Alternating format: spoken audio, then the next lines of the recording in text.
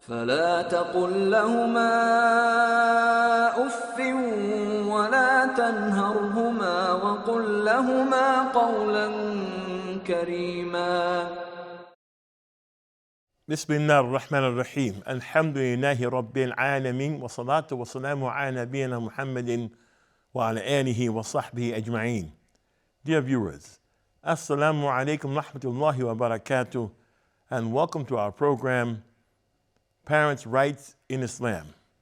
During this program, we have been discussing what rights the Quran sent down by Allah and the Sunnah of the Messenger of Allah sallallahu alaihi wasallam, Muhammad ibn Abdullah. What rights do they give to human beings in general? But this program is specifically dealing with the parents and what rights they have as parents. And we've been discussing some of the messengers of Allah, may Allah grant them peace and raise their rank, and how they were with their parents.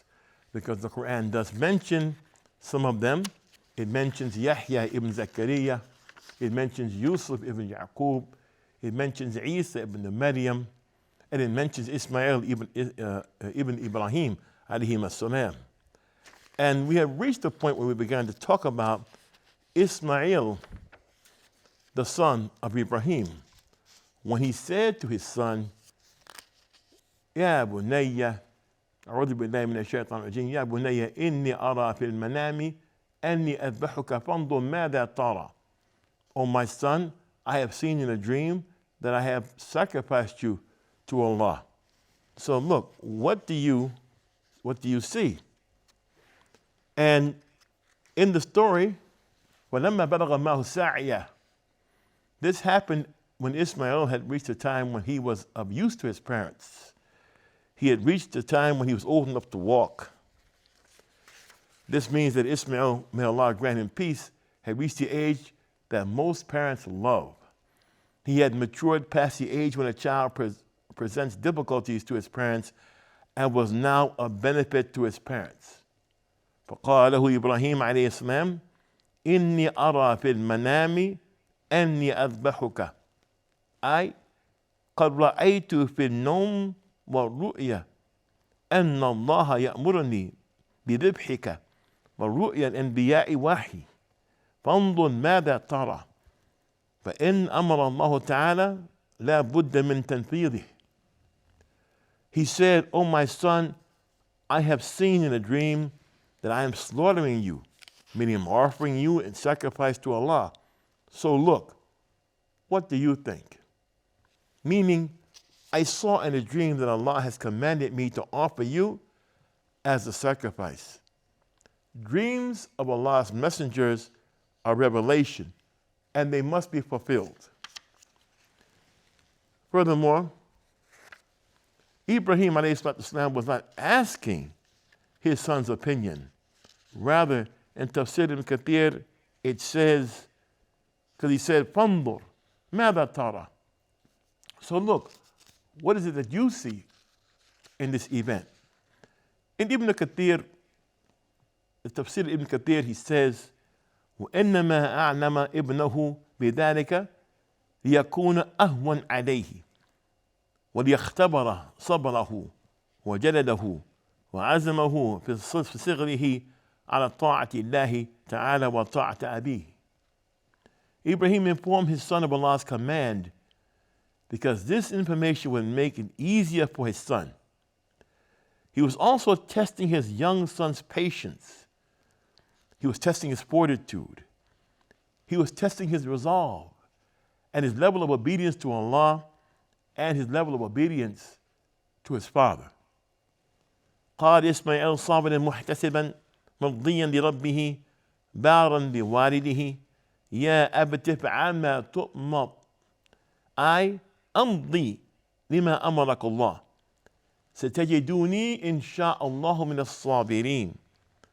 أخبر أباه أنه موطن نفسه على الصبر وقرن ذلك بمشيئة الله تعالى لأنه لا يكون شيء بدون مشيئة الله تعالى. Ismail says, "O my father, do that which you are commanded. Insha'Allah, if Allah wills, you shall find me of the sabirin, those who are patient. Meaning, Ismail alayhi salatu wasalam replies with patience and contentment, and is someone who is pleased with the command of his Lord and obedient to his father. He says, fulfill what you have been commanded. I am accustomed to being patient. Ismail places his ability to be patient depending upon the will of Allah. بِمَشِيَةِ He says, سَتَجِدُونِي إِنْ شَاءَ اللَّهُ مِنَ الصَّابِرِينَ. Not just I am patient, but insha'Allah سَتَجِدُونِي مِنَ الصَّابِرِينَ. He places this ability to be patient upon the will of Allah, because nothing can happen without Allah's will. مَا شَاءَ اللَّهُ كَانَ مَا لَمْ يَشَاء لَمْ يَكُونَ. What Allah wills happens, and what He does not will does not happen. Ibn Kathir in his tafsir says about the same event, I سأصبر واحتسب ذلك عند الله عز وجل وصدق صلوات الله وسلامه عليه فيما وعد. ولهذا قال الله تعالى واذكر في كتاب إسماعيل إنه كان صادق الوعد وكان الرسول النبي وكان يأمر أهله بالصلاة والزكاة وكان عند ربه مرضيا. Ismail's statement to his father meant, I will be patient and be content with what comes from Allah Azza wa Jal. In fact, Ismail, may Allah grant him peace, was truthful in his promise to remain faithful and patient. For this reason, Allah says about him, the translation of which is, and mention in the book, the Quran, Ismail. Verily, he was true to what he promised, and he was a messenger and a prophet. And he used to enjoin on his family and his people as-salah and as-zakah, and his Lord was pleased with him. And this is found in Surah Maryam, verses 54 and 55. أنه كان صادق الوعد. He was truthful to his promise. لا يعد وعدا إلا وفى به. هذا شامل للوعد الذي أعتقده مع الله ومع العباد. ولهذا لما وعد من نفسه الصبر على ذبح أبيه له وقال ستجدوني إن شاء الله من الصابرين، وفي ذلك مكن أباه من الذبح الذي هو أكبر مصيبة تصيب الإنسان. Ismail was true to what he promised, meaning that he, may Allah grant him peace, never broke a promise that he made to Allah or to Allah's servants. Therefore, when he made a promise to his father, saying, O my father, do that which you are commanded, insha'Allah, you shall find me of the sabirin, the patient ones. With that statement, he enabled his father to offer him as a sacrifice, which is the greatest difficulty that a human being can endure. The command to treat parents with honor and respect was revealed to nations that came before the revelation of the Quran. As you can see, this is like the messengers inviting to the Tawheed of Allah, the oneness of Allah. Nations before the nation of Islam, nations before the Ummah of Islam came, they were also commanded with Tawheed, and they were also commanded to be good to their parents. This is a constant. This is a foundation of religion. Allah says about His command to nations that came before the Ummah of Muhammad sallallahu alaihi wasallam, وَإِذْ أَخَذْنَا مِيثَاقَ بَنِي إِسْرَائِيلَ لَا تَعْبُدُونَ إِلَّا اللَّهَ وَبِالْوَالِدَيْنِ إِحْسَانًا. And remember when we took a covenant from the children of Israel, saying, worship none but Allah alone, and be dutiful and good to your parents. Being good to your parents is a foundation of the religion. It is one of those optional things that a person cannot know about, or not pay attention to, and not apply in their life. But they must be good to them.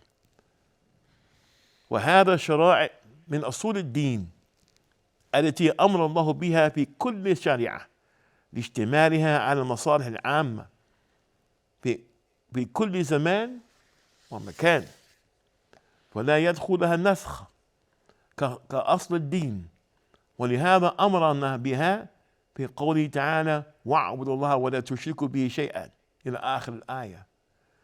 And these are the foundations of the religion that Allah commanded in every era of human existence. So every time a messenger came, every nation was commanded to worship Allah as one. And every nation was commanded to be good to their parents. And every nation was commanded to speak well to other people.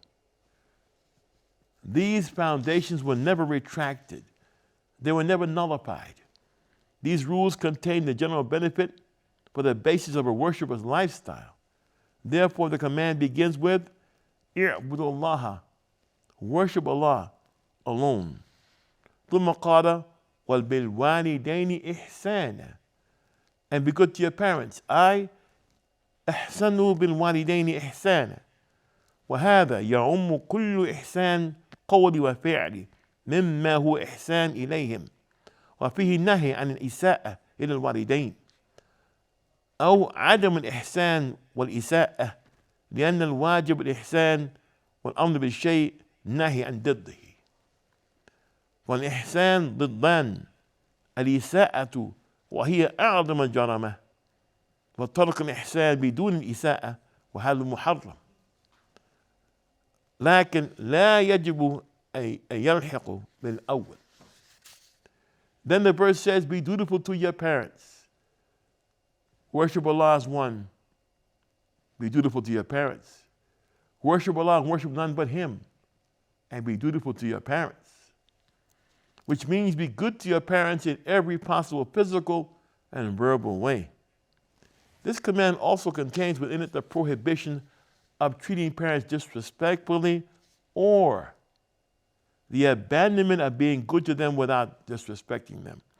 It includes disrespecting them or the child doesn't disrespect them but ignores their existence in the house or ignores their existence wherever they are.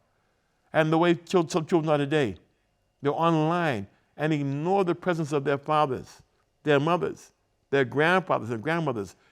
That is prohibited also. I don't disrespect them, I just don't have much to do with them. I lock my door. I go in my room. I lock my door. I want privacy. I want to be alone with my friends. I want to be alone online. That's not allowed. Haram. This verse is a command to honor parents. The command to do something is an automatic prohibition of what opposes the command. Al-amr bil-shay, an-nahi an diddihi.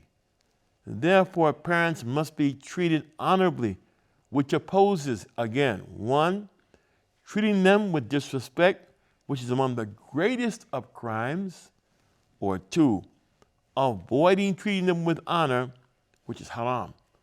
Not disrespecting them, but not honoring them. Not disrespecting them with words, but not being actively treating them, or not actively treating them with honor. While we should obviously respect both parents, both our parents, however, our mothers are given special treatment in Islam. This is because our mothers carried us for 9 months, and they, our mothers, were our primary caregivers when we were children. In one hadith of the Prophet ﷺ is a narration of Abu Hurairah, may Allah be pleased with him. He said, جاء الرجل إلى رسول الله صلى الله عليه وسلم فقال يا رسول الله من أحق الناس بحسن الصحابة؟ قال أمك. قال ثم من؟ قال أمك. قال ثم من؟ قال أمك. قال ثم من؟ قال أبوك. متفق عليه, meaning it's found in both Bukhari and Muslim. Abu Hurairah, may Allah be pleased with him, reported, a person came to the Messenger of Allah ﷺ and asked, who among the people is most deserving of my fine treatment? He said, your mother. He again asked, who next? Your mother, he said. The Prophet ﷺ replied. He asked, who next? The Messenger of Allah ﷺ again said, your mother. He said, who next? And thereupon he said, then your father. Our mothers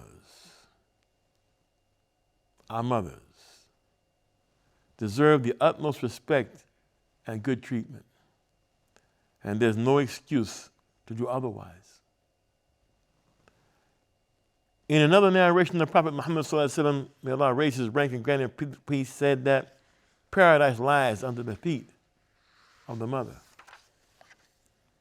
معاوية ابن جاهمة السلمي أن جاهمة جاء إلى النبي صلى الله عليه وسلم فقال يا رسول الله